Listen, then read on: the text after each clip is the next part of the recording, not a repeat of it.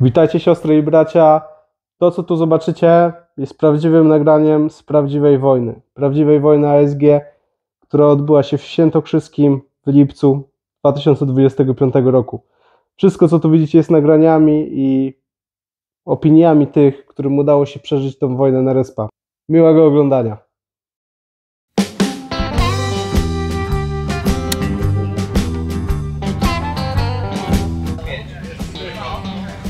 Pompek? Tak. Pytanie do siebie. Masz 3.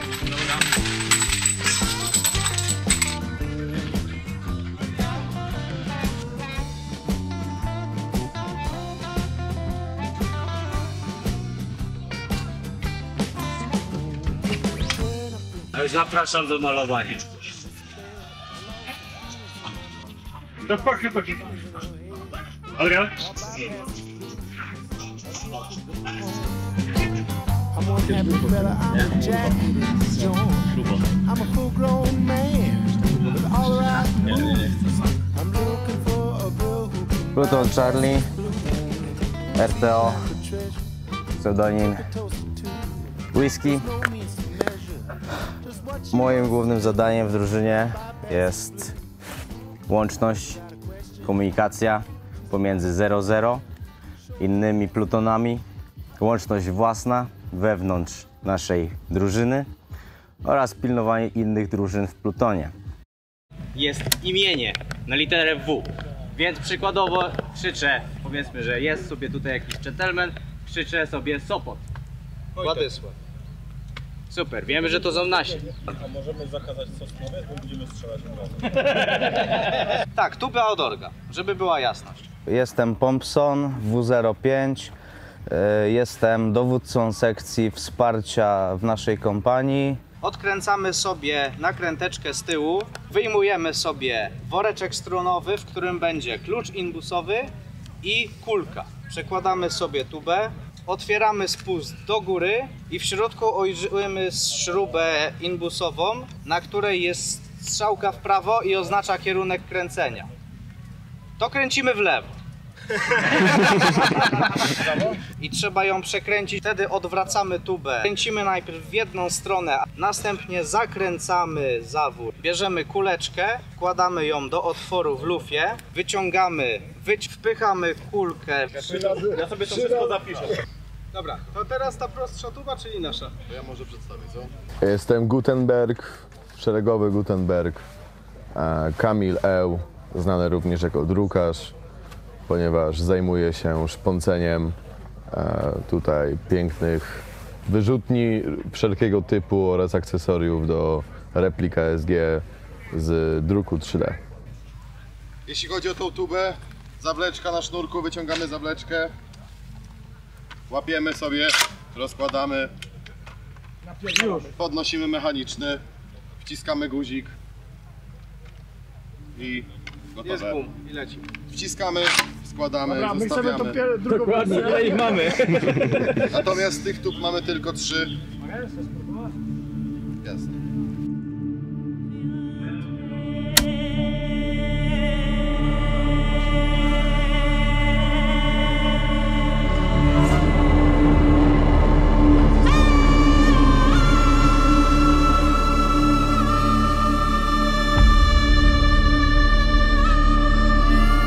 Bishop Operator, dowodziłem jednostką średnio zamożnej piechoty specjalnej, bo nie stać nas na pojazd. Było nas na początku trochę więcej, część z nas zdecydowała się, że gra sztabowa nie jest dla nich. Przez część nas, rozumiem, dodatkowe osoby dodane do naszego plutonu. I finalnie było nas trochę mniej, co wyszło też w sumie na dobre, bo łatwiej było to wszystko koordynować i jednak mieliśmy dość spory komponent ludzi, którymi się znamy, z którymi działamy normalnie i z którymi mogliśmy dowieść i robić dobrą robotę. Zadanie polega na tym, że mamy tutaj główną flagę w okolicy byłego bazaraku, oznaczony dalej jako punkt bazarek. Jest to jedna Zmiana jest niestety, ponieważ tutaj, uwaga, mniej więcej w tym punkcie, przy drodze Warta, są rozłożone części rakiety. Nasze jednostki utrzymują je, ale dostają wpierdol od zielonych, dlatego jedzie tam jako jednostka wsparcia, która ma wyprzeć zielonych i ma utrzymać punkt do godziny 14, kiedy rozpocznie się zadanie. Dokładnie. Broń Pans? Wszystko wszystko jest przygotowane. Nie dostaliśmy sztabowej, mamy chyba własną. Ile mamy własnych? Działacie na własne. 2 sztuki. 2 sztuki, zajebiście, wystarczy. Prawdopodobnie prognozowane 3 pojazdy. O ile czegoś Oskar nie upierdoli. Dlatego macie przede wszystkim przedostać się tutaj. To wszystko tutaj ze strony sztabu. Dobra, więc rzucimy się mniej więcej na wysokości skrzyżowania. Halny, jako ekipa ta większa, wspierana przez czwórki, ma się przesunąć naprzód i wesprzeć ten główny punkt, gdzie nasi po prostu się tłuką. W momencie, jeżeli zauważycie pojazd czy cokolwiek, używacie skład AT, który przebije się prawdopodobnie lewą lub prawą. QRF zabezpieczy prawą flankę tutaj troszeczkę głębiej. AT i tokowy skład będziemy osłaniać nasze skrzyżowania. Pamiętajcie, włączone ataki, oni są na ataku, więc też, żeby nie doszło do glądu, dobra?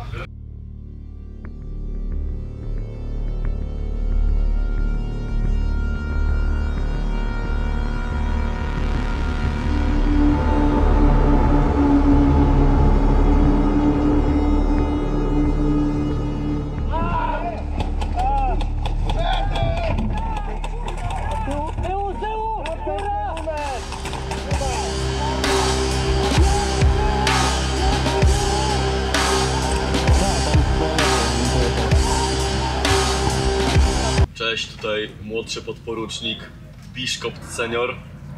Deployment z Chinooka. Poderwali nas śmigłem z bazy, z FOBA. Miał być łatwy insert, miało nie być nikogo. No ale oczywiście co, wypierdoliło się jak zwykle, bo kurwa Osint kurwa dał pizdy kurwa.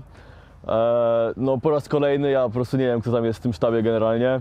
Wylądowaliśmy tylko Chinookiem na jakiejś polanie. Wyszliśmy z niego od razu, po prostu z każdej strony lecą RPG, RPK strzela, nawet PPK też strzelałem, dyszka też była, no po prostu to niepojęte to było, tak?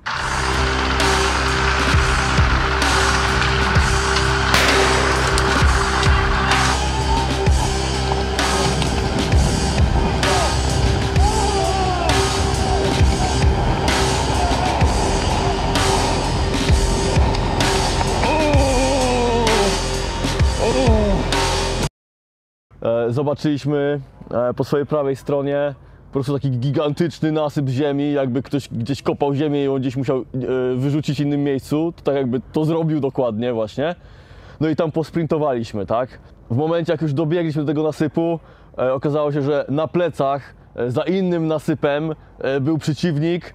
No i ja dostałem na płytę, dostałem w hełm, miałem bardzo mocny uraz odcinka górnego kręgosłupa.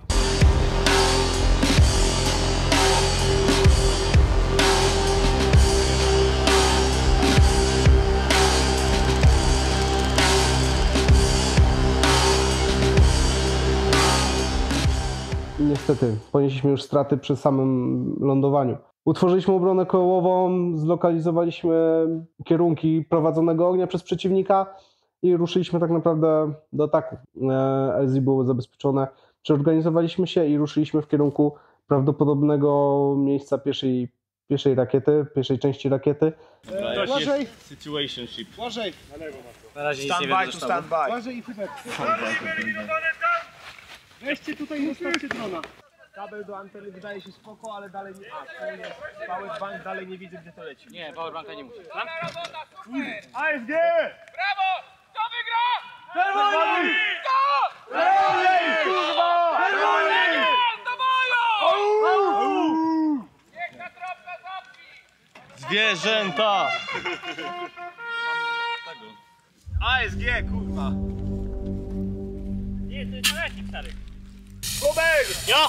Wybierz sobie 2 osoby, ktoś kto ma dobre radio co najmniej, a reszta wypierdala do... Charlie! Dobra, Adam zostaje. Kilo, ruszaj! Ruszaj za nim. Dobra. Charlie całe. Kilo prowadzi, jeżeli złapią ogień, flankujemy lewa lub prawa. Jedną dużą grupą z was trochę napierdalamy, skokowo. Jedni Na walą, ataku zobaczcie, gdzie macie przeciw, gdzie macie swoich. Widać. Będą też po lewej stronie.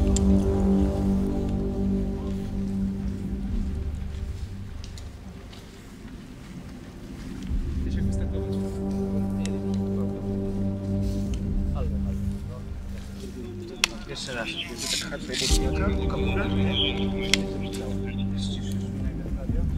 musimy przez to, że one lepiej działają, nauczyć się ustalić naczynniki.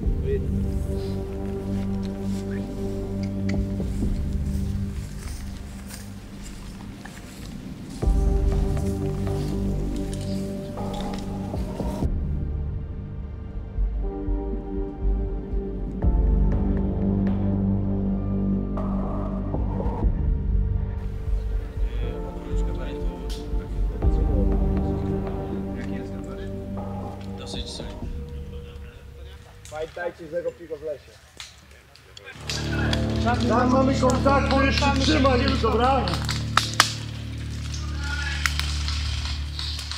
Idąc dużą grupą podzieloną na 3 sekcje, lewa, prawa, ruszyliśmy. Napotkaliśmy kontakt, byli to nasi, nie reagowali na hasło, nie reagowali na nic. Otworzyliśmy do nich ogień, bez strat własnych, u nich pojawiły się straty, jak później się okazało, byli to nasi. Blue on Blue, nie byli widoczni na BMS-ie, nie byli widoczni w żaden sposób, więc oznaczeń również nie widzieliśmy. Jak później się okazało, jeden z naszych zauważył to i zaczął po prostu się do nich drzeć, oni zaczęli drzeć się do nas i wyszło, że to byli nasi. Wywamy ten kontakt, wywamy go. Kuba! Dawaj tu! Do tyłu!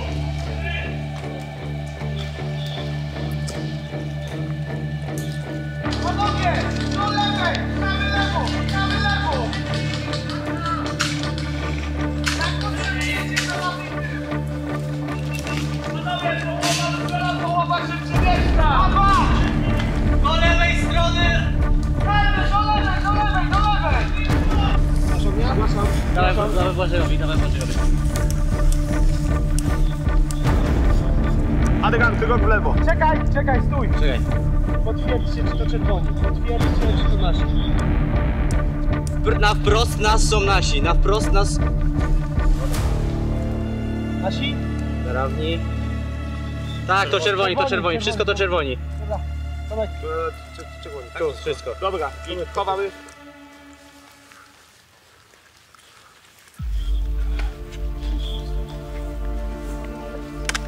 Mały plecak moim rzucenia. No trzeba było z tym mitycznym pedałem, no niestety.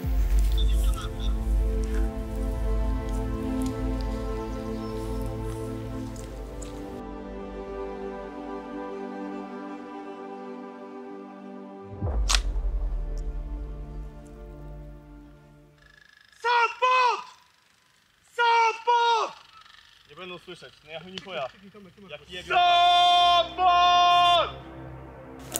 Miasto, imię Odzew.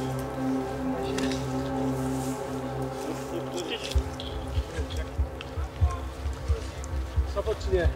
Rzuć mi moje M4 tu. Ale próbował nawiązać kontakt, nie było... Odpalam, tak? Nie, daj. Kładziesz? No. Dobra. Miller! Z przodu mamy zielonych albo niebieskich! Zero odzewu! Tu masz! Kolejny. W prawo chyba bardziej musimy.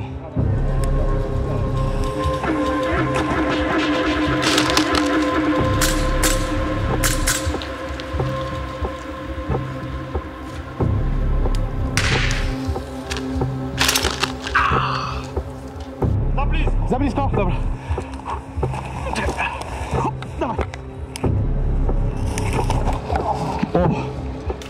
Nie, wyjmij za beczkę, bo wy...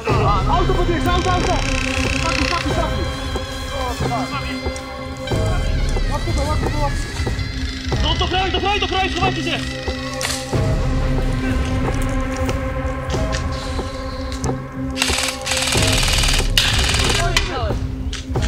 Zadumiamy i śmiamy!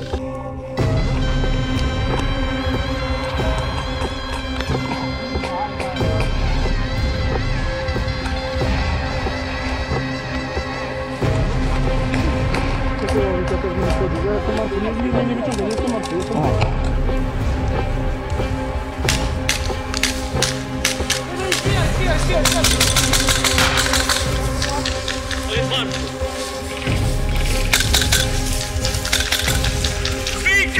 Jest! lewej, Adam!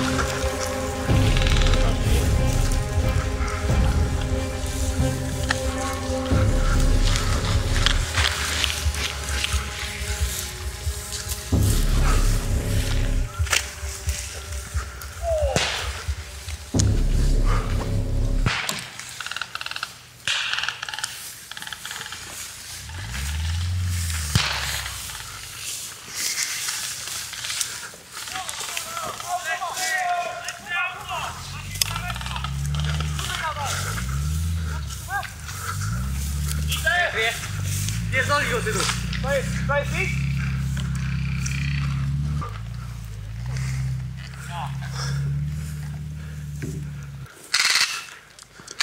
Szykuj furę, szykuj tubę. Kryj go, nie wal na razie, kryj go. Tomek, schowaj się bardziej. Co pierwsze jedzie? No. Zwierzyczką bojowy prawdopodobnie. Tomek, No. strategia jest taka, jadą nas czy nie? Nie widzę ich stąd jeszcze. Jeżeli będą jechać, walimy jeden strzał mamy. Walimy z tuby, ja rzucam dym, spierdalamy na lewo. Przyjął. Ale co, zebraliśmy się, przemieściliśmy się dalej i tutaj kolejna rzecz. Wpadliśmy w kontakt ogniowy, pojawiła się kolumna pojazdów plus jednostki piesze, z którymi zaczęliśmy się walić i walczyć. Z całego kontaktu wyszliśmy zwycięsko. Było ciężko, duże straty, ponieśliśmy tak naprawdę spokojnie 40% strat, zwłaszcza na prawej flance. Większość naszego oddziału zabezpieczała środek i lewą flankę. Tam udało nam się przejść przez jednostki piesze, pozbyć się zabezpieczenia pojazdu. Jednak, gdy zaczął nas pruć, szybko zerwaliśmy kontakt. Zadymiliśmy obszar, wycofaliśmy się i postawiliśmy zasadzkę z wyrzutnią Pepans. Pojazd śmiało zaczął na nas ruszać, co było ich błędem, bo w pewnym momencie nie ma, dostał. Wysadzony. Śmierć poniosło wiele jednostek niebieskich, w tym jeden ich pojazd, który został stracony i umarł na śmierć ASG. Więc dalej, przeorganizowaliśmy się, zebraliśmy, połączyliśmy się z dodatkowym wsparciem naszych jednostek Redlandu i dalej. Poruszaliśmy się w kierunku znanej lokalizacji, albo raczej lepiej powiedzieć, że nie tyle co znanej, ale prawdopodobnej lokalizacji celu, czy jednej z części rakiet.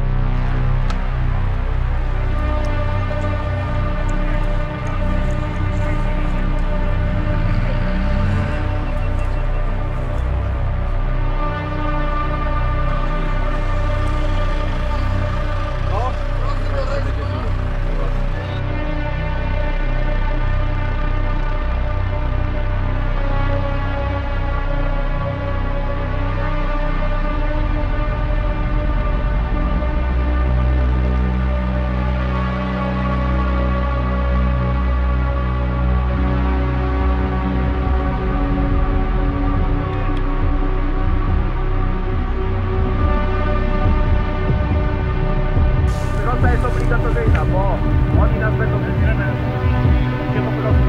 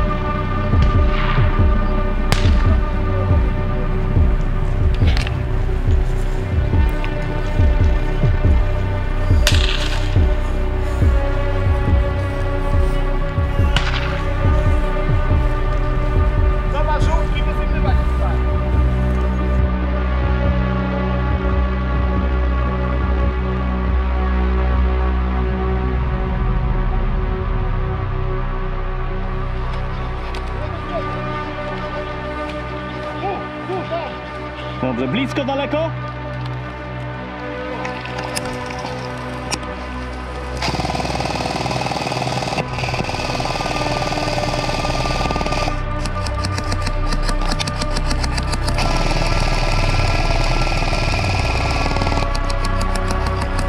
I tu znowu kolejne kontakty, nasi, którzy byli na wysuniętych pozycjach, padli w ostrzał.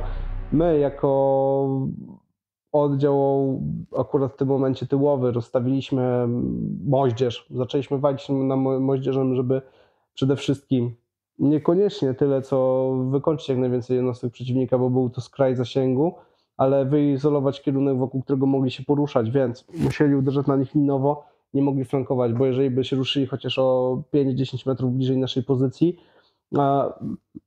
wysadzilibyśmy ich w powietrze. W tym czasie część naszych oddziałów domykało od lewej flanki, przestali się nas zupełnie skupiać, zauważyli, że skupiamy się na izolowaniu ich i to był kolejny błąd. Nasi bardzo szybkim biegiem podbiegli i odcięli przeciwnika od tyłu.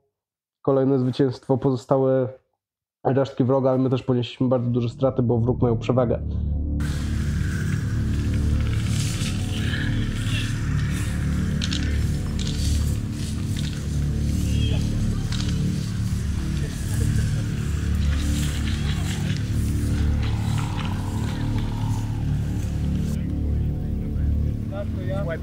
Dawajcie do następu, załatw mały ale ja wiem, jadę do was.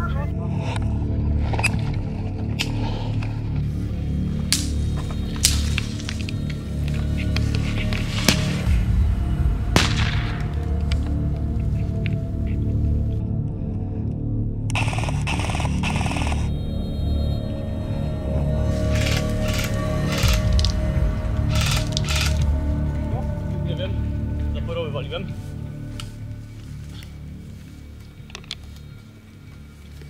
Jak u was?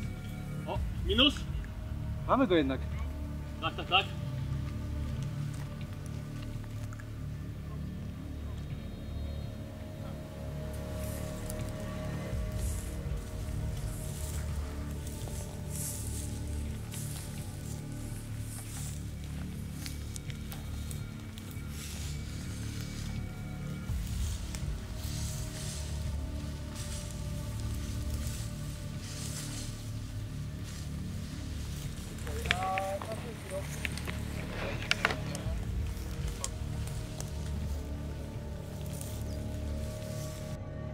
Przeorganizowaliśmy się, zatrzymaliśmy się na chwilę, dołączyła do nas część naszych jednostek i dalej kontynuowaliśmy poszukiwanie flagi.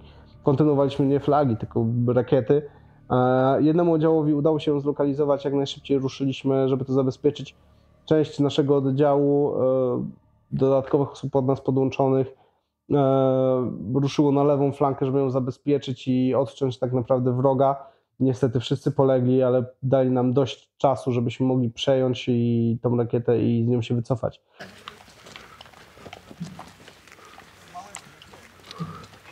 Charlie, poproszę do mnie. Pan Borys z kim rozmawiać?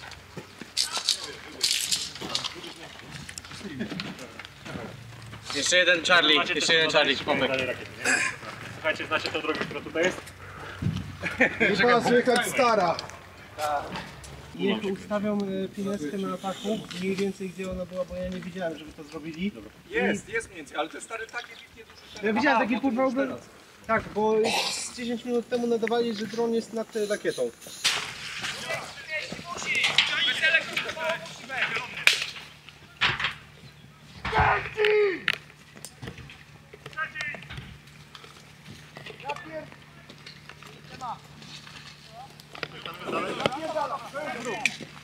Lipa!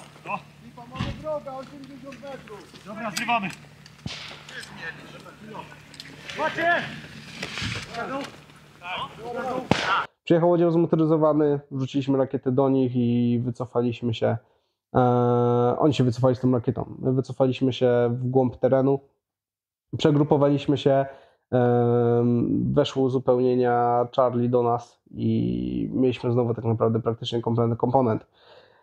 Sztab przekierował część oddziałów na inne zadania, nam kazał tak naprawdę przebić się i odciąć siły niebieskich, plus przeszukać obszar, który nazywaliśmy Massive Deployment, ze względu, że był to obszar mocno kamienny. Podzieliliśmy się na dużą grupę uderzeniową, która przeszła przez highway i tam prowadziła działania.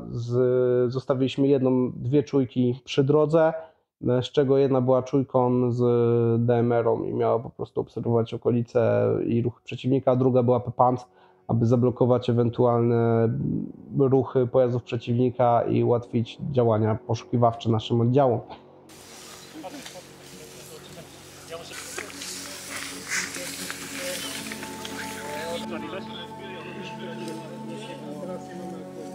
No wiem, i właśnie dlatego chciałbym...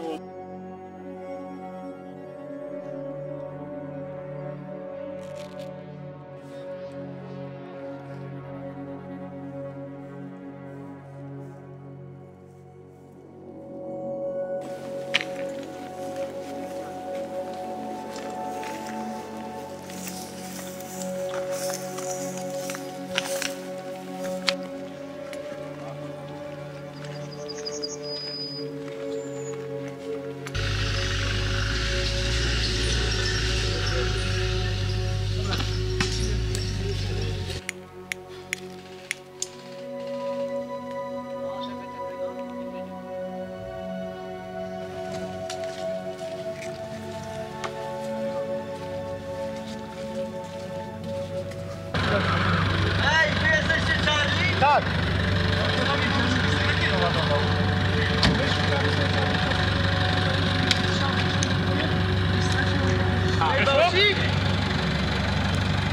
Ale jeszcze na dole tu mogą być.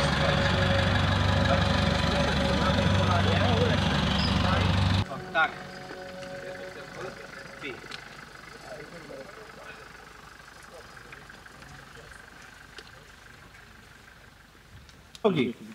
Szybko, szybko. Let's go, let's go, let's go. Ale powtórz komunikat karny albo powtórz komunikat nie.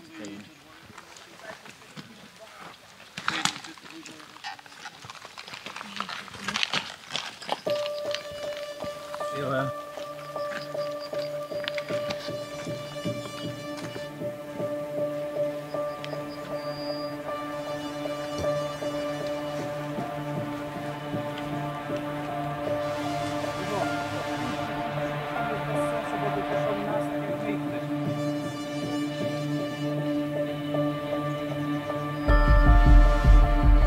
I dołączyliśmy do naszych do poszukiwań z jednym pojazdem, bodajże z Sierry. Przeszukaliśmy teren i znowu kolejne kontakty, kolejne walki. Zabezpieczyliśmy teren, niestety nic nie znaleźliśmy. Znowu ponieśliśmy jakieś straty, musieliśmy się wycofać. Różnych jest, ich jest dużo. Panowie! Pany! Prawą się przebijamy.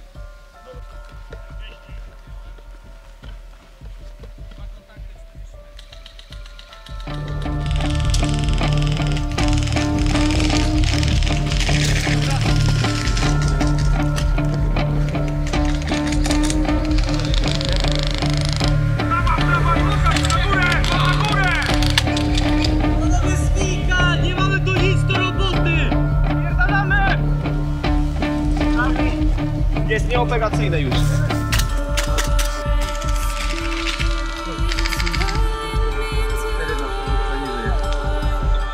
Błażej, cofka! Charlie, Zwika! Zwika, Charlie! Tempo, tempo, tempo! Czyli co, zwijamy definitywnie czy nie? Tak, Zawika! Wyjazd! Dyspis! Elo!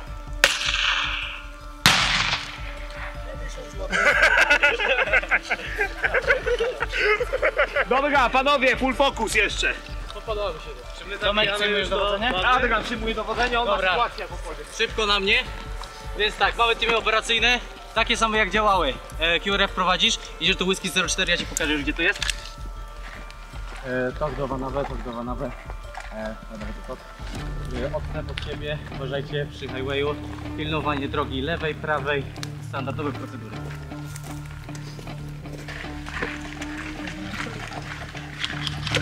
Strzelają do mnie! Stopot! Stopot! Zrywamy kontakt! Idziemy prawą, strzeli krawędzią. Dokąd? Do naszego respa. Dobra, przyjął.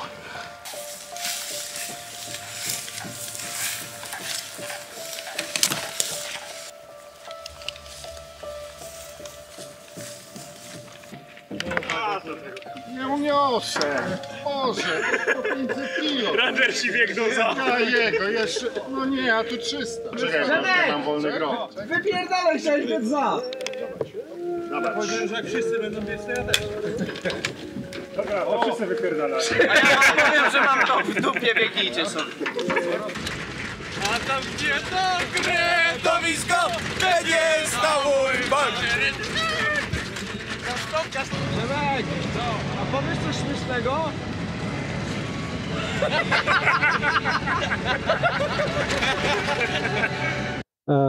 HQ zażądało od nas powrotu do sztabu, do bazy głównej, więc zebraliśmy się wszyscy i się wycofaliśmy. To był tak naprawdę koniec pierwszej części tych walk, zwłaszcza walk dziennych.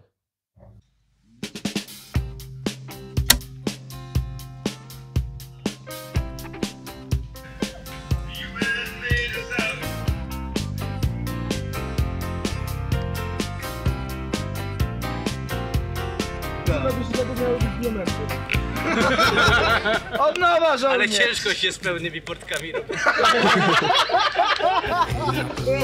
Nie do 9. Czyli Adam nie jest gotowy. Jest gotowy. Ja też idę. Mam notkę. Ej, kurwa, jak za 5-9, to co ty robisz bez munduru? Właśnie, żołnierz. Właśnie idę po mundur. A ten bez munduru. Mundur. Ja byłem u psychologa przed chwilą. Nie, mam rozterkę. Mówię czas potrzebny nam do wyruszenia i wyruszamy sami. No, to moja pozycja jest taka, że fajnie byłoby tam dojechać furami jak najbliżej. Gdzie mamy dojechać? Ja bym wybrał kurwa tą flagę, No. podjechał od tyłu, auto Od zostawił starego na ofa. starym ofie, przeszedł się kawałek i podejdziemy wzdłuż wzgórza od tej strony, kurwa nikt się nie zbliża.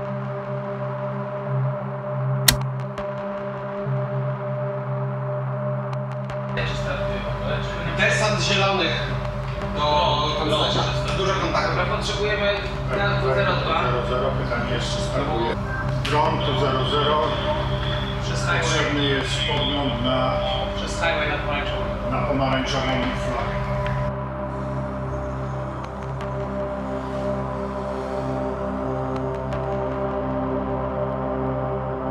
Dron 00, jeżeli możesz. Tam jest jakiś samochód.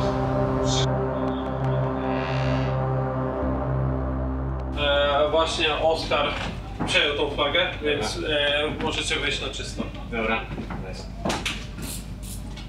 Tylko będę potrzebował informacji, ile mają na was czekać wtedy tam, żeby dotrzeć. Dobra, tutaj będzie 10 minut, dojechać 10 minut, więc to na 22 powinniśmy to być. Wyszli. Mike już zajął flagę. Oskar. Oskar. Oskar, dobra, Panek. Widzę mniej więcej tak jak rozmawialiśmy jeszcze przed chwilą. Idziemy na pomarańczową flagę, dojeżdżamy z OFA, jedziemy sobie furami w wioskę. Jedziemy wzdłuż wioski i wyrzucamy się mniej więcej gdzieś na wysokości starego OFA. Zobaczymy, na ile będziemy mogli bezpiecznie podjechać i na ile po prostu kierowcy ocenią, że gdzie jest dobre miejsce, żeby zatrzymać się i wysiąść. Idziemy sobie marszem po prostu pod górę, więc nie będziemy szli sobie tą drogą, więc przygotujcie się na ostre podejścia.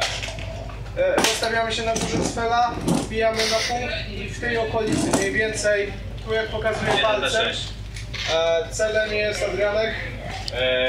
Przejęcie zasobnika. To zadanie musi być wykonane na 23. Tak, więc pomagamy im wykonać te zadanie, jakie wykonamy już. Oni odjeżdżają, my kapujemy na tym punkcie i go zabezpieczamy, więc zapewne zabezpieczymy sobie jakimś składem to skrzyżowanie, część zostawimy w głębi. Tu będziemy walić po furach, które kurwa będą pewnie usilnie próbowały się przebijać drogą.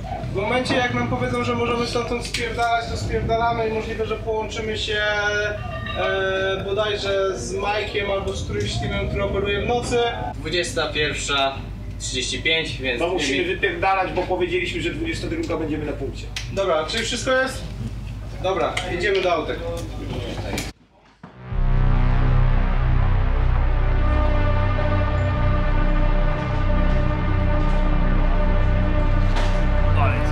Pozdrawiam mamę, jadę w akcji ASG. Będziesz podna. Idziemy na wojnę!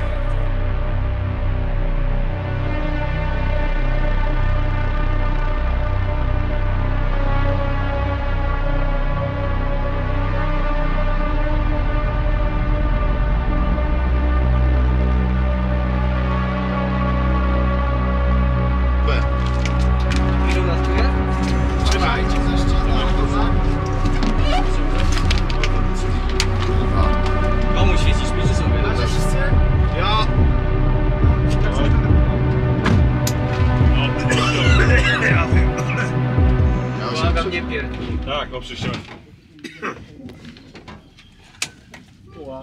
00. Światło zgaś, zamknij drzwi na początek. Cicho! Dobra, to nie mam zasięgu. Łódź podwodna wytrzyma? Tak. Testowałem i steruję joystickiem, więc musi dobrze. Tapa zjeżdża, tapa zjeżdża. To co, kiedy walimy żarty, że co by się stało, jakby nas psy zatrzymały? Pewnie teraz. Byłaby wielka szkoda ogólnie, nie powiem. 00 Charlie melduje, wyruszamy w teren.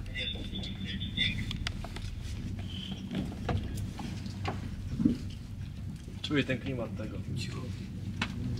00 przyjąłem, dzięki. Adrian do Wanabę, jeszcze będzie tam Mike na miejscu, więc mamy troszeczkę posiłku. Operacje specjalne, czyli tak zwany deployment na górze. Deployment sił pieszych, które zostały przerzucone na tył obszaru działania. Naszym zadaniem było wesprzeć poszukiwania zasobników na górze. Podzieliliśmy się na dwie grupy. Jedna grupa duża uderzeniowa, druga grupa wsparcia, w której którą stanowił mój RTO, strzelec wyborowy, operator wyrzutni przeciwpancernej, medyk i ja jako dowódca. Pozostała grupa operowała z innego kąta, ale my byliśmy przez większość czasu, zwłaszcza przy podejściu w granicy wzroku.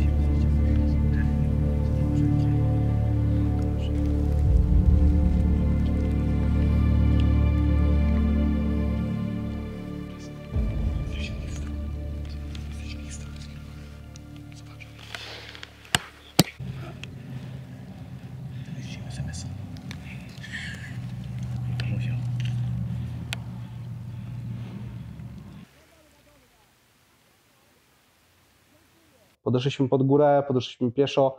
Tam były nasze jednostki i jednostki zarówno Slawii i Nordlundu, więc trzeba było się zlokalizować i złapać z naszymi. Niestety nie każdy był widoczny na BMS-ie, więc nie mogliśmy jasno określić, czy to są na pewno nasi. Więc zgodnie z rozkazem jedna osoba wyszła na wzgórze, oddalona tam około 50 metrów od naszych, wywołała znakiem wywoławczym, po prostu potwierdziło się, że to nasi. Wyszliśmy zza góry, część naszych wpadła pod ostrzo przeciwnika, który okazało się, że był bardzo blisko, ale przebiliśmy się, przeciwnik został rozstrzelany i można powiedzieć, że dostał na pizdę po prostu.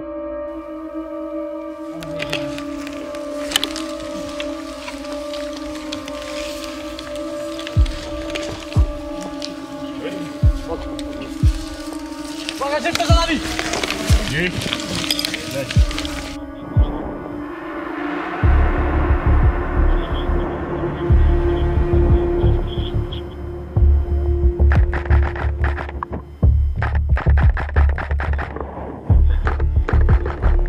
Chodźcie. Pomóżcie mi.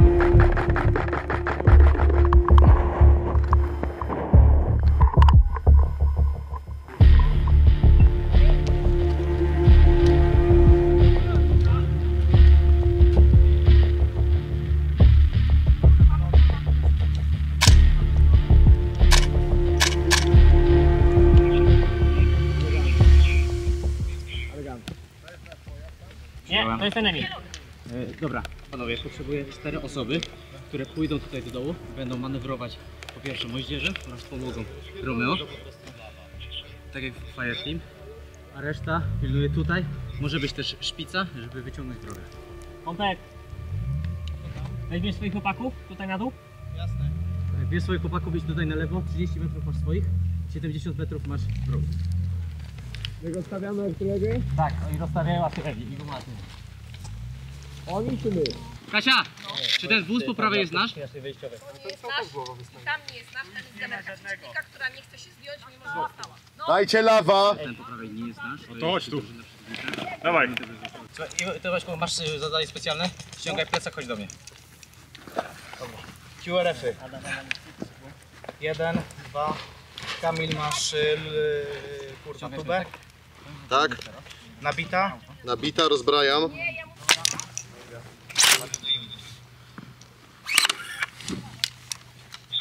Kamil, szybciej!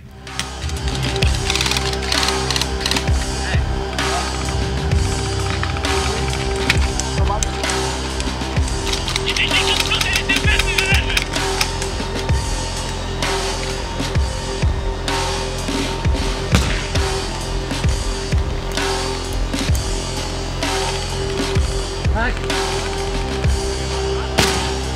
Flankujemy auto.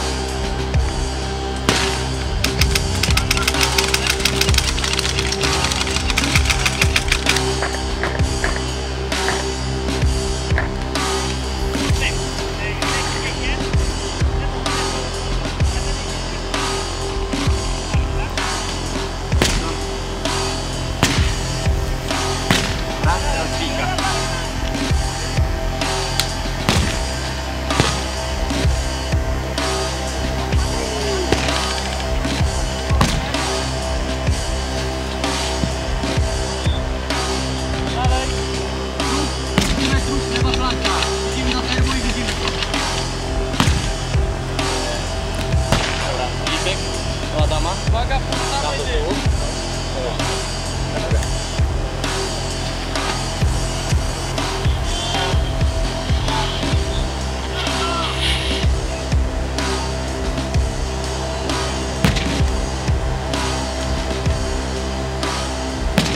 To znaczy w lewo czy jak?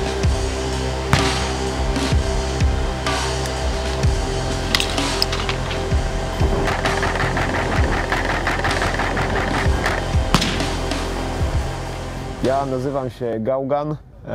Można powiedzieć, że to jest... Zostałem przydzielony do drużyny Charlie. Akcja nocna. To jest góra i góra po tej akcji, po tym piekle, co tam się działo, to ja doskonale rozumiem, skąd ta góra została nazwaną przydomkiem. Użyliśmy skubiwanu, żeby zinfiltrować się od południowo-zachodniego terenu mapy. Musieliśmy wejść tam pod górę od tyłu. Tam dostaliśmy informację, że parę ekip tam siedzi pod wielkim ostrzałem od strony zielonych. Zlinkowaliśmy się z ekipą Romeo. Niestety mieliśmy ogromny problem z jednym wozem bojowym od strony zielonych. Doszło do incydentu kałowego ASG. Niestety najgorszą częścią Airsoftu to jest sam Airsoft i Airsoftowcy. Ale sprawę udało się wyjaśnić. Pozbyliśmy się tego samochodu.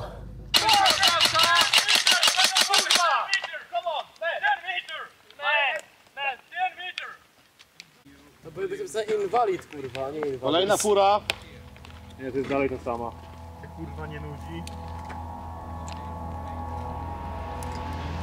Mieliście punkt? Tak. Mamy jak przeładować Kolejna tuby? fura. Tuba jest jedna przeładowana. Ja też chcę załadować, tu leży. Co jest? Masz jak przeładować lawa? Nie. Nie ma więcej paladynów. Zostawcie. Romeo wraca do nas. Musi się przegrupować, uzupełnić amunicję. Jest sobie fałszywy.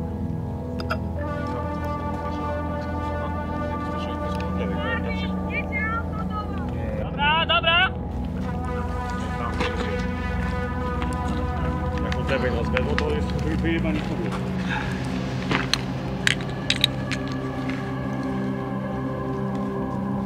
Tak, to 4 przyjazne pojazdy.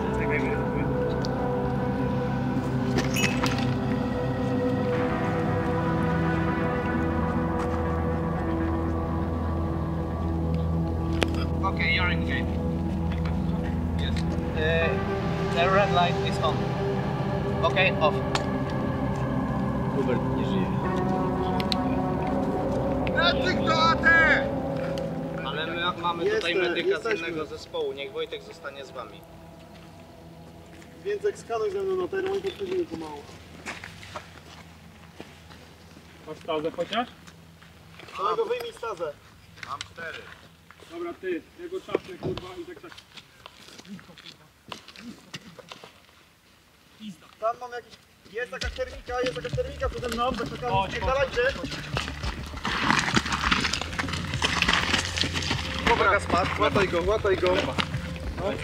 Tak, no widziałem tam jeden punkcie. Tak, tam jest jedna osoba.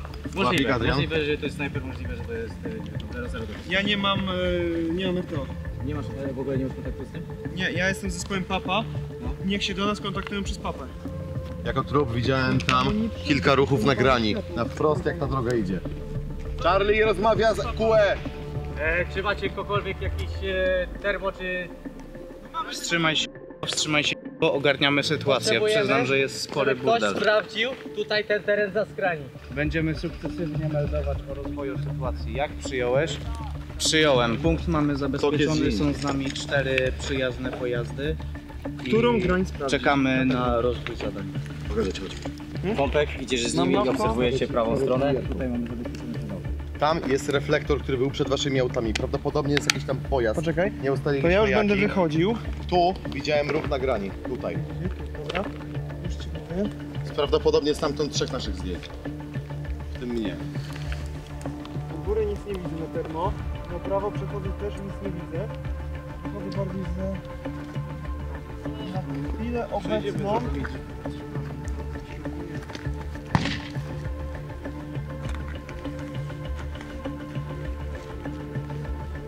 Widzisz takie drzewko oświetlone? Możesz mi je pokazać? Właśnie nie mam chyba jest. Dobra, czekaj. To? Tak. To? Nie, tam co pokazywałeś. To. Tak. Za tamtymi drzewkami widzę sygnatury. Bardziej od tego najbardziej oświetlonego drzewka na lewo. Tam widzę 2 główki. Laser, widzisz? Laser to nasi. Adrian! Tak? Zobacz! Tam są 2 sygnatury cieplne, gdzie laser teraz świeci. Przed tobą twoja 12, 11. Czy to jest... Wskazuje IR-ką, czy... Tutaj jest 2 na ciepło. Zarzucić to granatami? Nie dosięgniesz.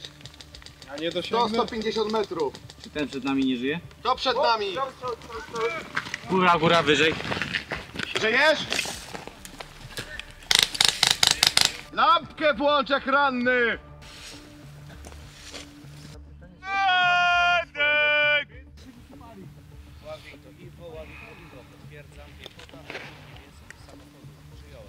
Jak sytuacja ze skarpą? Tutaj, no, pod całą skarpą czysto, na trochę dalej jakieś, kurwa, tak na nie, no 80-90 metrów są 3 samochody niebieskich, jedno z działem. Czyli jedyne co możemy robić to wstawiać, tak? Tak, ja mam tutaj KM, jest rozstawiony z... Kurwa, sorry. Medyk! Dostał! Dostał!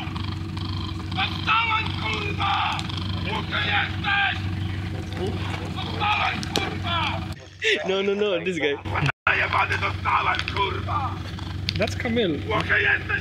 Based on voice, it sounds like it. Gdzie jesteś? To jest Kamil? Kurwa! It sounds like Camille. Spokój jebany! Don't see, let's go. I don't recognize it.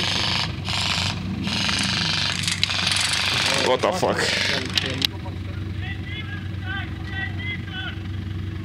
They need us, guys! They need us! 4 cars. Yes. 2 of them are red, 1 is green. Ukrainian. Turn off the lights! Lights, you hit! You all dead! You all dead. You all...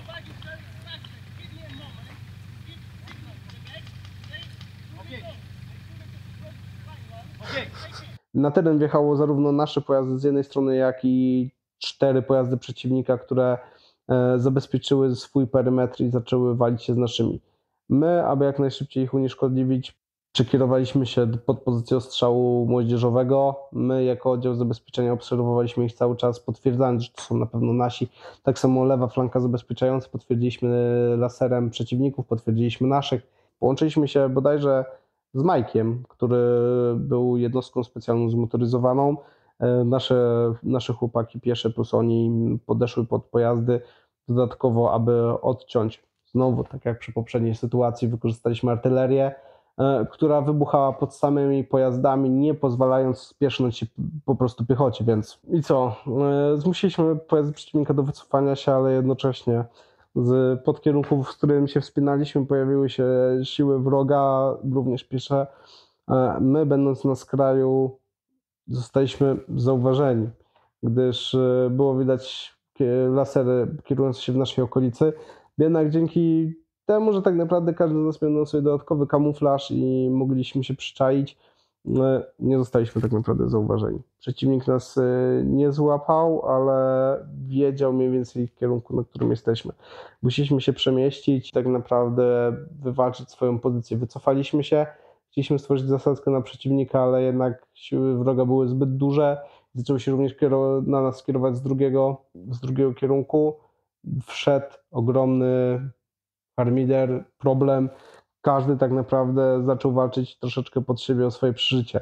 Mimo poszukiwania celu, które finalnie się okazało, że pojawił się tam tak naprawdę później niż zabezpieczyliśmy obszar, nawet chyba 2 czy 3 godziny później, gdy już my musieliśmy wrócić do sztabu, był to koniec. Tak naprawdę bardzo wielu z nas dostało, mieliśmy bardzo duże straty. Znowu, wielu dobrych naszych chłopaków poszło na respa, po prostu. Wycofaliśmy się z resztkami sił, wróciliśmy do sztabu, złożyliśmy raport i był to koniec tego dnia, tej nocy tak naprawdę dla nas. Sen, potem tak naprawdę działania dzienne.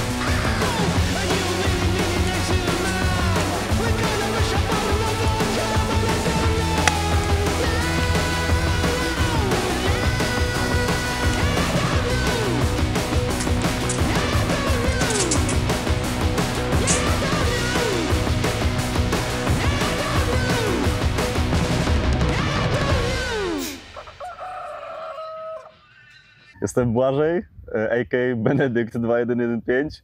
W teamie zostałem wyznaczony w naszym plutonie Charlie jako KM-ista, jako operator M249. Z akcji, które najbardziej pamiętam, była to bardzo ciężka akcja drugiego dnia operacji w lesie, kiedy lecieliśmy dwa Black Hawki do lasu, żeby przechwycić jednego z kapłanów terrorystów ze Slawii. Natomiast bardzo szybko po wylądowaniu w ciężkim, przygodnym terenie nasze siły natknęły się na siły zmechanizowane właśnie terrorystów, gdzie nasz nieustraszony przywódca Bishop, chwytając się krat jednego z pojazdów, przyczepił się i pozwolił, żeby reszta drużyny mogła wyeliminować nieprzyjaciół.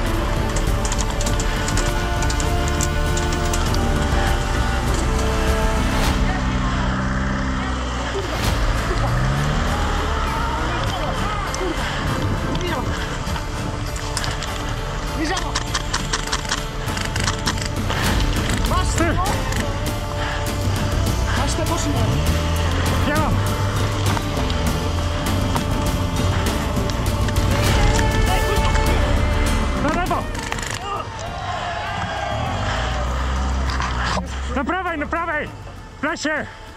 Góra szyby, góra szyby! Zenek, idź w dół, chowaj się! A co to było niby? Koleś! Nie jest paintball! Panie, Nie żyje? jeśli żyjesz, to ja cię mogę... Taki jest kryzor! Okej. Paladin też grają. LZ nam obstawił jeden pojazd z KM-em plus jeden pojazd transportowy bez piechoty. O dziwo, niespiesznej, żadnej piechoty. Wizja była taka, że tylny Chinook zabezpieczał wyjście naszym jednostkom z przodu. Jednostki z przodu zrzuciły się na lewą i prawą i zaczęła się sieka. KM tłukł po naszych, walił lewa, prawa, ostrzeliwał naszego Chinooka, ale pancerz, który ten helikopter posiada, po prostu ten niski kaliber, który był na tym KM-ie, chyba 5,56, spokojnie to wszystko wytrzymał, aż nagle jeden z naszych, ten jeden strzał zdjął strzelca. W tym momencie szansa dla mnie, moment, który musiałem wykorzystać. Brat naprzeciwko posiadał wyrzutnię. Wyskoczyłem bez żadnej broni, wziąłem tylko, wyrwałem mu tą wyrzutnię, rozkładam ją w biegu. Po drugiej stronie widzę, jak kierowca i druga osoba w tym pojeździe ściągają martwego po prostu strzelca i chcą wrzucić drugiego, żeby mnie odwalił. W tym czasie biegnę, rozkładam tą całą tubę. Widzę tego kierowcę, jak już na mnie patrzy i widzi, że to jest ich koniec. Staję naprzeciwko, klikam. Nawalam ten guzik, kierowca na mnie patrzy, wielkie oczy, ja patrzę na niego, mówię, wyrzutnie nie działa. W tym momencie strzelec wchodzi, rzucam wyrzutnię pod siebie, wturluję się pod maskę i łapię się za zderzak, a KM tłucze na linii. Dosłownie ja jestem tutaj, KM nawala tak pode mną. Ciężko, staram się wycofać, żeby mnie zdjąć, ale no, złapałem się z tego zderzaka nogą, ręką, przyczepiłem się do niego i czekam, aż tylko w którymś momencie podbiegnie ktoś z naszych. Podbiegł jeden z karabinem. Dość ciekawa sytuacja, bo w momencie, kiedy KM tłukł, pojawiły się kontakty z drugiej strony, więc wpierw zajął się piechotą, gdyż KM też nie mógł go dosięgnąć, ani nikt z pojazdu. Załatwił tamtych. KM skupił się w tym momencie na nim, próbując go zdjąć. On odszedł, żeby zawalić KM-istę i nasz jeden ziom, tylko go zobaczyłem, puf, wywala z granatnika prosto w przednią szybę i rozwala pojazd przeciwnika. Akcja mocna, ciężka, no badziewie po prostu zawiodła, niestety. No. Sprzęt wojskowy ma 10% tej niesprawności, niestety często się psuje. Mi się trafiła ta 1 na 10 tub, która po prostu nie działa. Zorganizowaliśmy się, ruszyliśmy w kierunku świątyni około 150-200 metrów od nas. Zmierzaliśmy w daną stronę, po czym się okazało, że mamy kontakty z tyłu.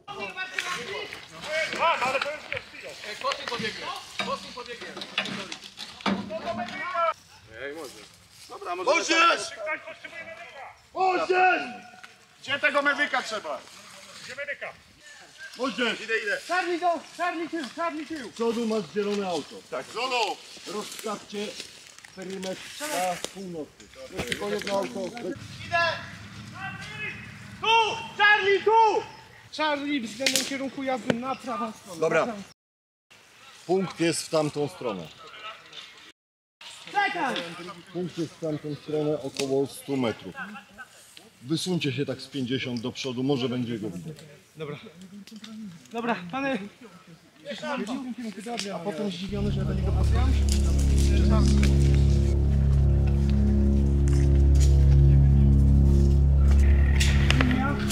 W tamtym kierunku.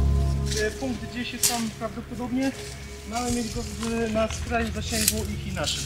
Mamy go widzieć, ale mamy do niego nie walczyć. Jasmin, we're moving over there. The point is around 100-150 meters that direction. We stay around 60-70 meters. We need to have them in our eyes, but not engage. Osoby z tubami, zbiórka na mnie. Z tubami, zbiórka na mnie. Jasmin, stay here, please.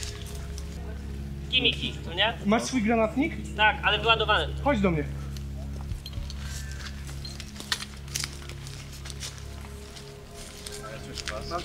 Plan jest taki, że prawa strona od strony jazdy, gdzie zrobiliśmy zeszłym sztarem, jest 5 metrów, jest świątynia. świątynia. Przyjdźcie na prawą stronę, tutaj jest zgrupowanie. Od południa jest golf, od północy będzie brawo, od zachodu będzie szła co? Alfa. Alfa, zmotoryzowana. Nie, alfa jest piechota. Dobra. A co z Papą i Majkiem tymi zmotoryzowanymi dołączą, czy oni Nie mam pojęcia, Foxtrot jest zniszczony. Dobra, czy mamy się zatrzymać tak jak mówiłeś na granicy zasięgu, czy podejść... Podchodzimy pod świątynię. Ona jest w tym lasku, czy po drugiej stronie drogi? Po drugiej. To tutaj jest płot, to musimy być całkowicie płot. No to do roboty. No, lecimy. Tylko mówię. Cały Charlie, kierujemy się na świątynię, rozstawiamy się wpierw liniowo, potem przewaga genetyczna na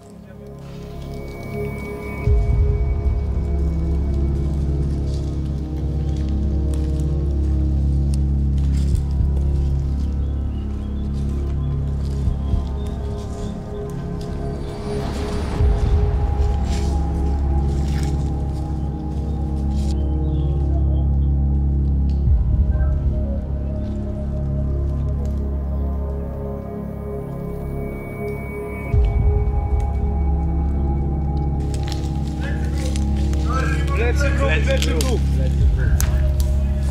Enemy at the back. Enemy at the back. So here. Zabezpieczamy tu? Panowie, atakujemy od północy, rozwijamy się. Rozwijajcie, kurwa, nie czekajcie! Tempo! Tempo. Panowie, prezes się manewrujemy.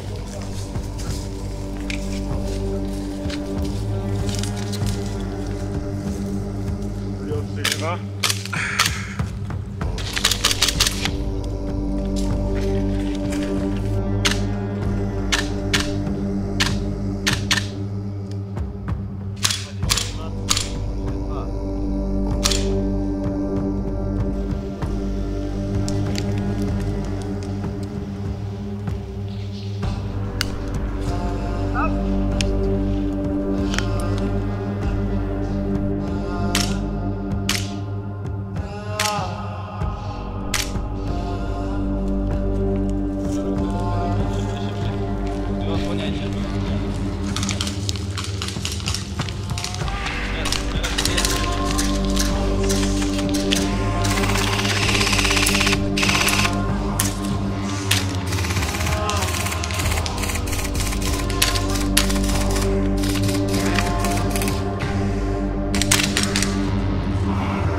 Panowie, zawika! Dawać, dawać, dawać, dawać!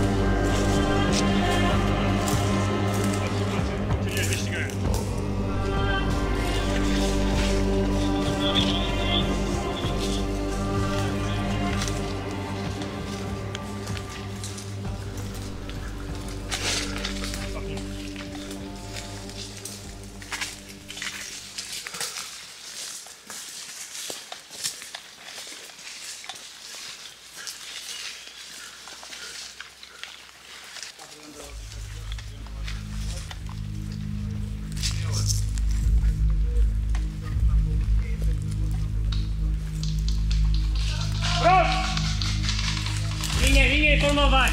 Napierdalać!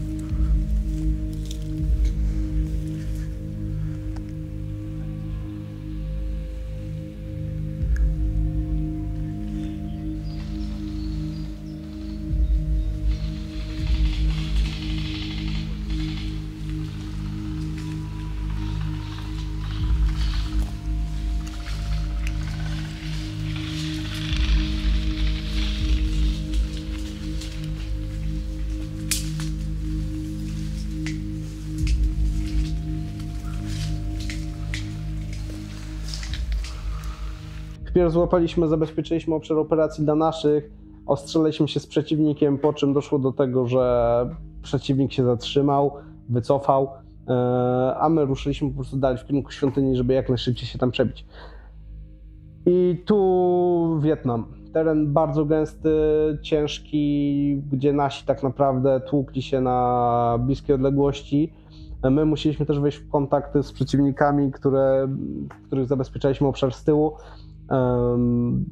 I robiliśmy po prostu małe zasadzki, typu ugryź się ucieknij. Siedzieliśmy, widzieliśmy, czekaliśmy, waliliśmy przeciwnika, uciekaliśmy. Przeciwników było dużo więcej, więc mieliśmy tak czy siak straty przy tych ucieczkach, niestety. Nie było innej opcji, chcieliśmy jak najdłużej wydłużyć i zabezpieczyć naszych operujących wokół w terenie i walczących o tę świątynię. Znowu, gigantyczne straty dla całego Redlandu. Wielu dobrych chłopaków poszło na respa. W pewnym momencie zostałem sam z moim RTO i musieliśmy się wycofywać. Po prostu rozpieszyliśmy się. Lone Survivor, po prostu szukaliśmy celu, szukaliśmy drogi powrotu, bo ani nie było kontaktu z naszymi, widzieliśmy masę przeciwnika, trzeba było po prostu wywalczyć swoje życie. W tej chaszczach, dżungli, ciężkim terenie bardzo łatwo było się gubić. Łączność była tak chujowa, że musiałem wdrapywać się na drzewa, trzymać radio nad głową i cudować nie wiadomo jak z anteną, żeby połączyć się z głównodowodzącym Zulu. W ostatnim momencie, kiedy łączność znowu przyszła, zrozumiałem, że większość naszych oddziałów już poległa, a Charlie była jedynym na polu, przez co musieliśmy ewakuować się. Strata wielu żołnierzy była klęską z naszej strony. Niepowodzenie głównodowodzącego sprawiło, że wielu dobrych ludzi na tej misji poległo.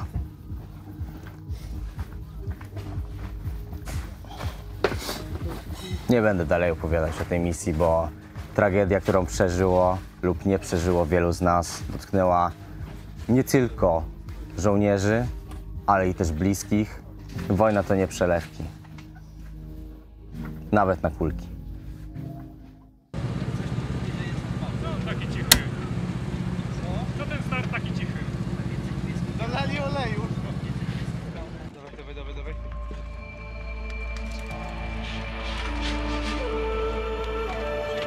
Sopot! Sopot!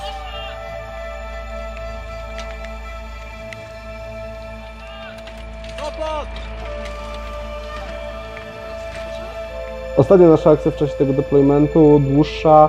Pierwszym celem było zabezpieczenie punktu na obszarze pustynnym i przebicie się przez siły przeciwnika. Zostaliśmy zrzuceni przez 2 czajnuki na skraju skrzyżowania highwayu. Wyskoczyliśmy z pojazdów, zabezpieczyliśmy obszar. W sumie to był jeden czajnuk, bo operowaliśmy sami, ale połączyliśmy się tam z naszymi. Zaczęliśmy się tłuc, okazało się, że znowu przeciwnik był pomiędzy naszymi. Gdzie lądowaliśmy, LZ było bezpieczne, głębiej w terenie byli też również nasi, ale pomiędzy nas i przeciwnik, z którym musieliśmy walczyć. Wywalczyliśmy to, ponieśliśmy tak naprawdę bardzo minimalne straty. Mieliśmy chyba bodajże tylko 2 rannych, więc bardzo dobra akcja dla nas. Dobra, dawaj. Zamykacie na razie dwójką.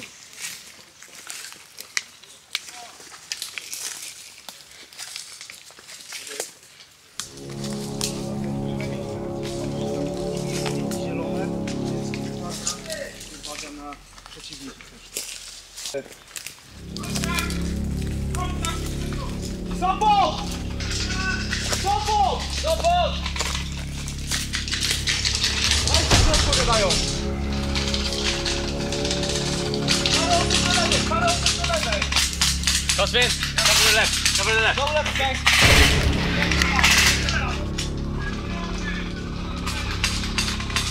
Sopot! Czerwoni! Kurwa! Kas... Władek! To jest echo. Dobrze, idź dalej! Kurwa, echo! Lewo, prawo, lewo, prawo. Cześć na skraj, dawaj, dawaj. Charlie, lewa flanka i do przodu, Charlie, lewa flanka i do przodu.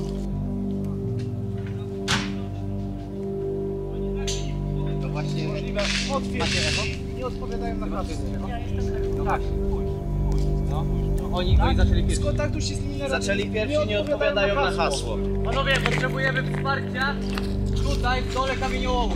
Przebijać się, lewa! Cześć na prawo! Reszta prawo, przebijać się.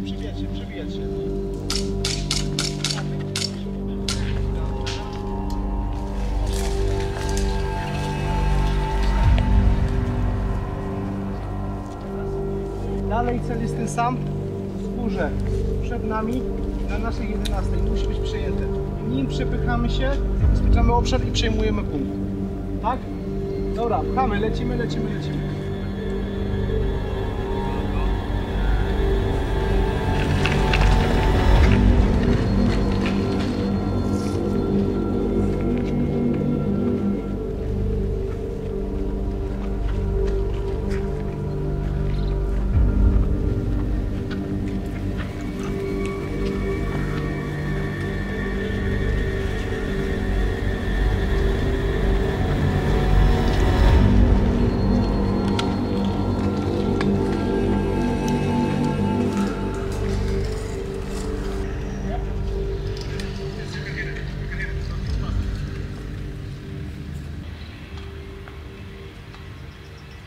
Przebiliśmy się na wzgórze, dodatkowo zabezpieczyliśmy część obszaru pustynnego. Na samym sobie wzgórzu utworzyliśmy punkt dowodzenia, który miał mieć zabezpieczoną lewą flankę. Jak się później okazało, co później się pewnie też dowiecie, finalnie ktoś zszedł z tej flanki, nie byliśmy o tym poinformowani, jako wysunięty tok i niestety zostaliśmy ostrzelani i tok został ranny, ale to potem. Utworzyliśmy ten wysunięty punkt obserwacyjny i dowodzenia na wzgórzu. Nasze jednostki poszukujące punktu poruszały się po terenie i wywalczały pozycję.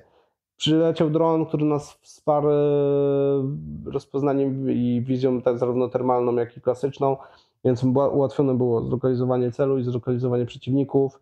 W tym czasie 2 biegaczy, którzy poszukiwali po terenie i sprawdzali obszar, wpadło pod kontakt.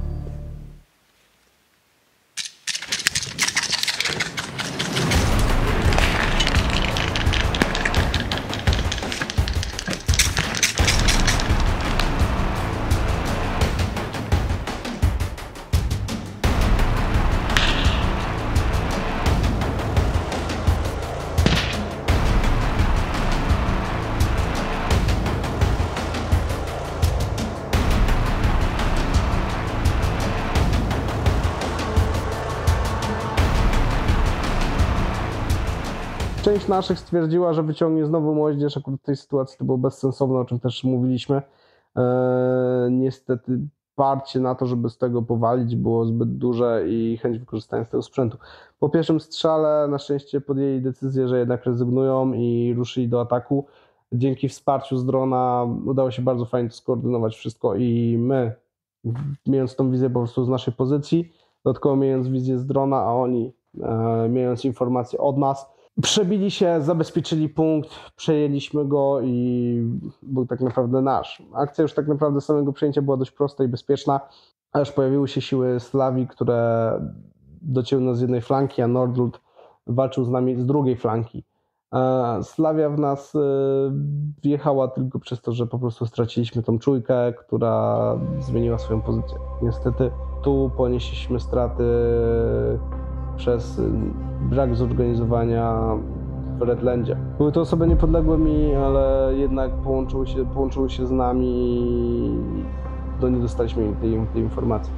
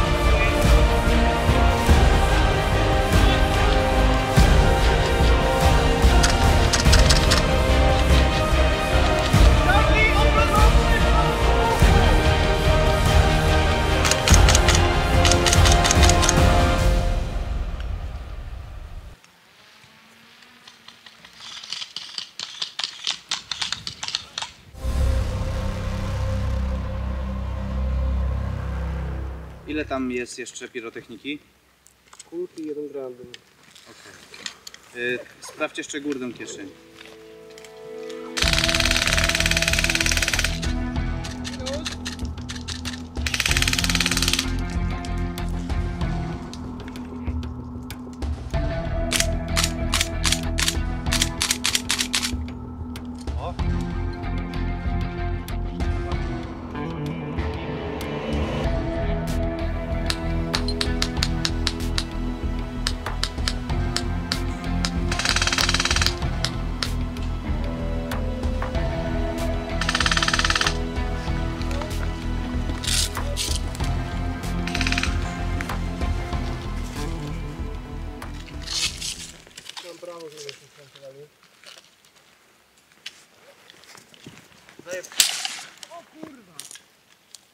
Zjebałem, co?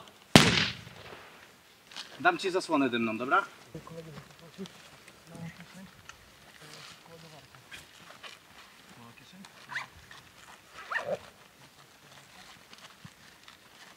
Filip, czy jesteś gotowy?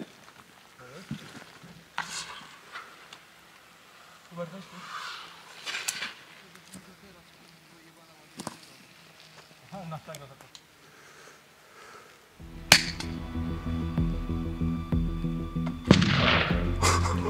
Kolejnego ładować? Kurwysyny jeszcze mogą tam być, nie? Wychodzą od lewej. Bóg się udało urządzać, ale...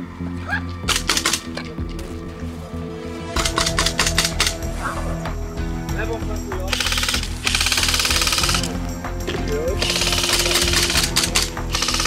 -1.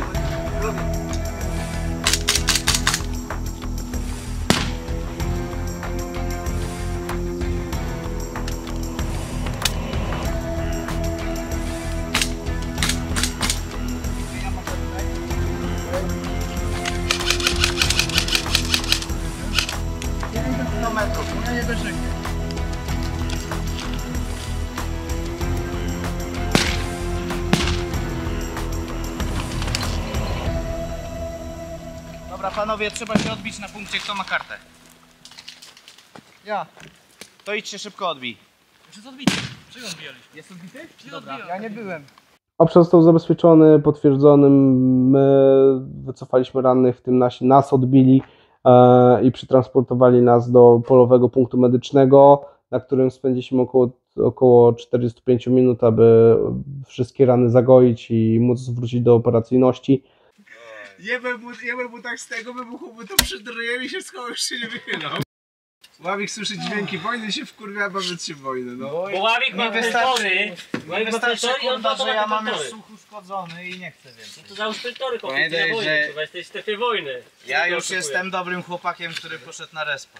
Kurwa, Stary- 20 metrów wyjebie moździe, 40 mm, no kopie, no kurwa. Stary dziadzia w czasie II wojny światowej nie miał peltorów i co, normalnie jest wszystko słyszał potem. Teraz musisz do niego drzeć japę. Ale dalej dobrze słyszy. Dalej mówi, że dobrze słyszy. Ale musisz strzelić tak, że Hubert tam stoi i strzelasz mu obok ucha. Tak. Obok głowy musi przylecieć. Dobra. A potem on tak tobie. Dobra. No dobra, zgadza się? Chujowo, bliżej mógł. Mogę, ale... Pokaż, że masz jaja strzelać obok kolegi. Pokaż, że masz jaja strzelać obok kolegi. Obok głowy. Dalej idź, dalej pójdź, Filip. Nie no, bo to ujemnie. No. Nie. No nie, no co ty wiesz, to...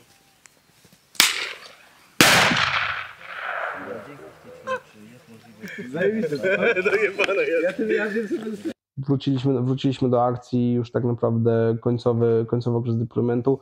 Dostaliśmy zadanie wesprzeć jednostki Delta na środkowym obszarze działań, którzy zabezpieczali jeden z kluczowych punktów.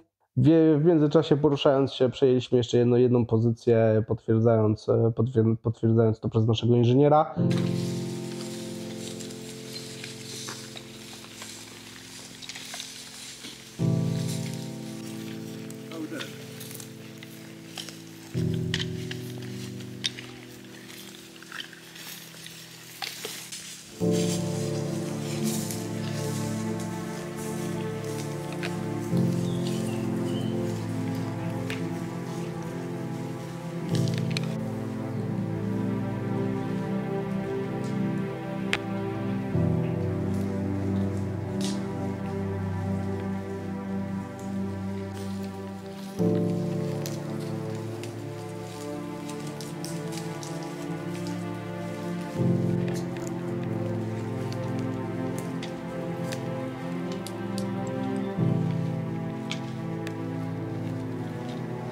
w kierunku jest cztery.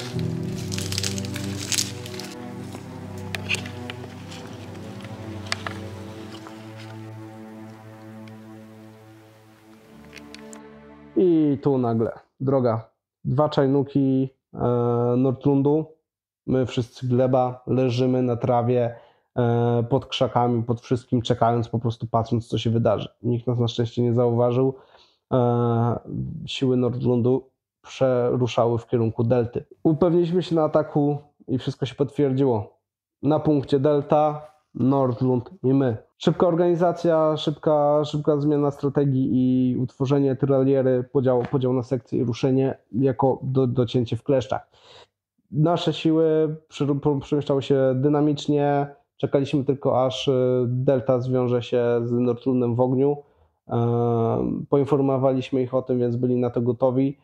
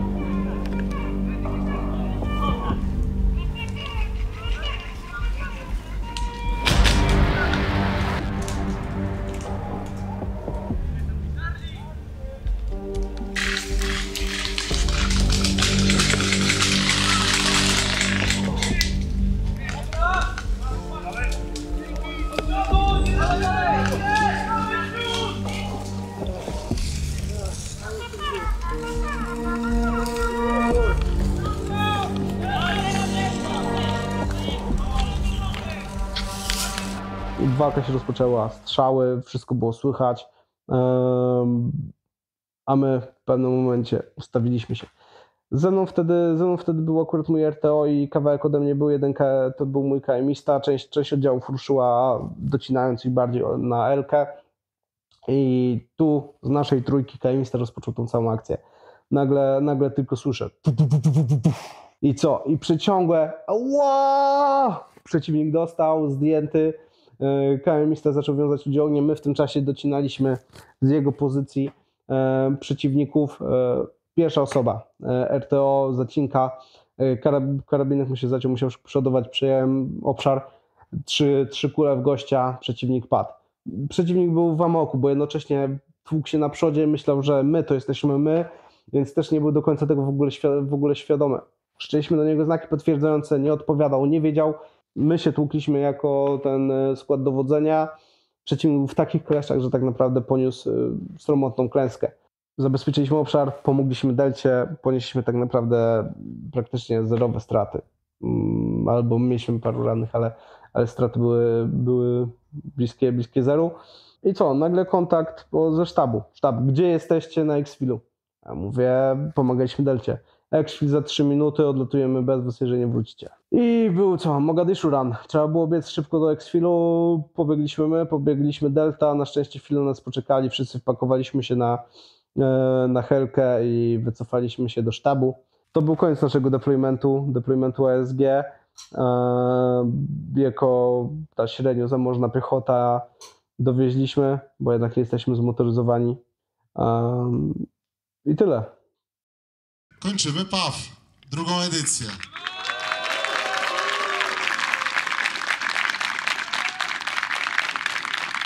Kto się dobrze bawi?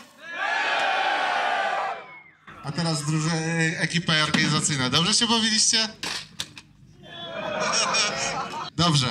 Po ciężkiej walce, mając dużo mniejsze siły niż wszyscy inni, zdobywając prawie że tyle samo punktów z zadań, co wszystkie pozostałe strony, 218 punktów ogólnych zebrała strona niebieskich, czyli Nargos.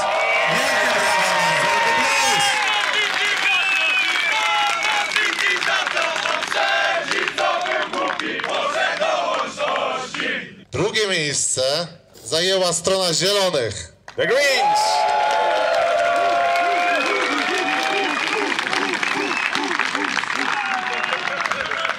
Czyli można powiedzieć, że w chaosie też czasem bywa sukces. Dobrze. Wiemy już, kto zajął drugie miejsce. Pierwsze miejsce z 399 punktami. Oh fuck, 390. Zajęło Redland. Czerwoni. Wielkie brawa. A stroną czerwoną Redland dowodził The HQ remains Paulos i Papaja. Manko i Papaja.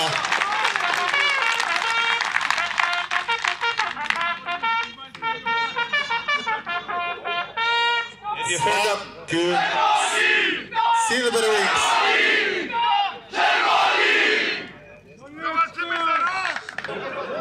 Dziękuję jeszcze raz. Thank you again. Kłaniamy się jako grupa organizacyjna wam wszystkich i dziękujemy za udział w PACH 2025.